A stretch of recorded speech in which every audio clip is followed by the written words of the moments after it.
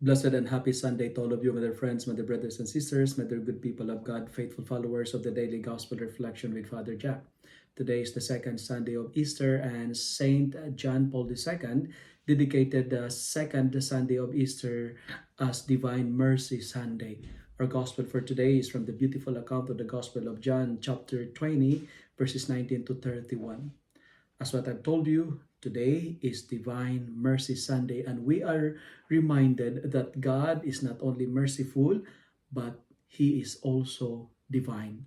Three important points that I would like to share with you this Sunday, because our readings give us the three significant effects of the resurrection in our lives. Our first reading tells us a concrete manifestation of what mercy is all about. Our first reading gives us a beautiful definition of mercy. And mercy is treating each other as brothers and sisters. When you speak about mercy, mercy is caring for each other. Mercy is providing the needs of people around us. And I firmly believe nobody will suffer if we are merciful, right? Nobody will be hungry if we are merciful. Nobody will be in pain if we are merciful. Nobody will be in need if we destroy and eliminate our greedy and ambitious desires. And the first community of believers were an ideal community, so to say. Ideal because all of them, take note, all of them were the personification of mercy. Because in our reading it says, and I quote, there was not a needy person among them. What they have, they distributed it equally. There's an equal distribution to each as they had a need, you know. So, in short, they live in common. Those who have much, they learn to share with those who have less. That's a wonderful gesture of mercy, my dear friends. And the message is this: resurrection must unite us to be more charitable so that our fellowship will be strengthened. We should be more charitable so that our faith and our fellowship will be strengthened by the gesture of mercy. Community life and charitable practices are the first wonderful fruits of the resurrection. We are challenged today to destroy any form of selfishness and greediness. We have to terminate individualistic attitude, because individualism destroys community. Individualism destroys family. Today, my dear friends, we are invited and challenged to destroy any forms of selfishness, any forms of individualism, and we have to destroy this monster called greed. Because as what I've told you, nobody will suffer if we are merciful. Selfishness is not a good gesture of mercy. Greediness is not being merciful. Because when we are greedy, we are making our world poor. When we are greedy, we are depriving others. Greediness is a violation against common good. That's why you have to take note of this.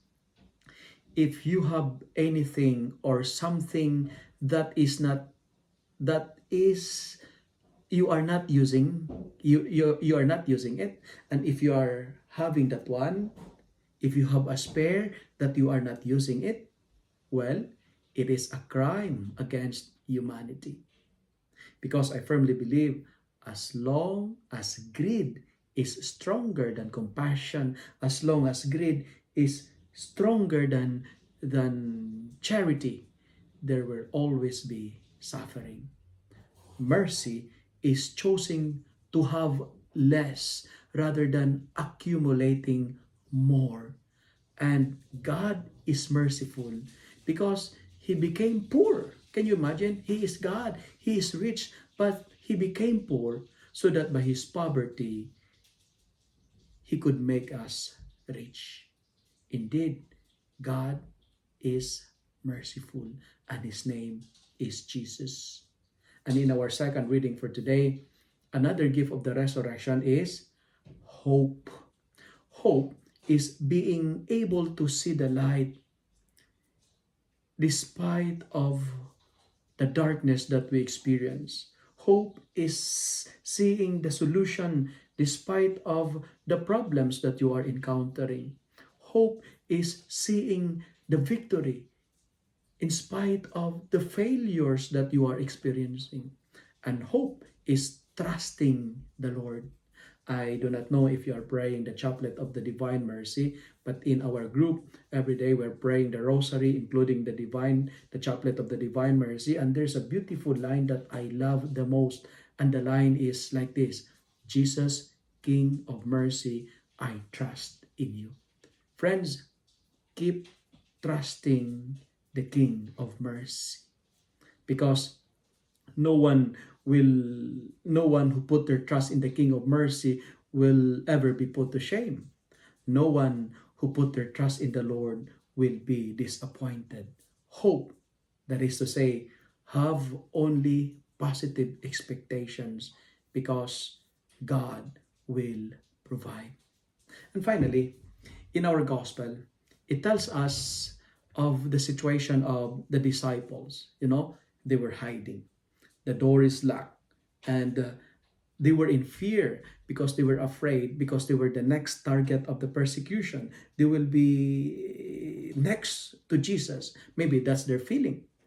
But what is interesting is this: amidst of the locked doors, Jesus appeared to the fearful disciples, to the doubting disciples, and he bring the message of mercy in a form of peace. And he is greeting his afraid disciples, Shalom, the greetings of mercy in a form of peace. Jesus appeared because his appearance will eliminate their fear and their doubts. But the friends, if we are dominated by fear, we cannot enjoy peace.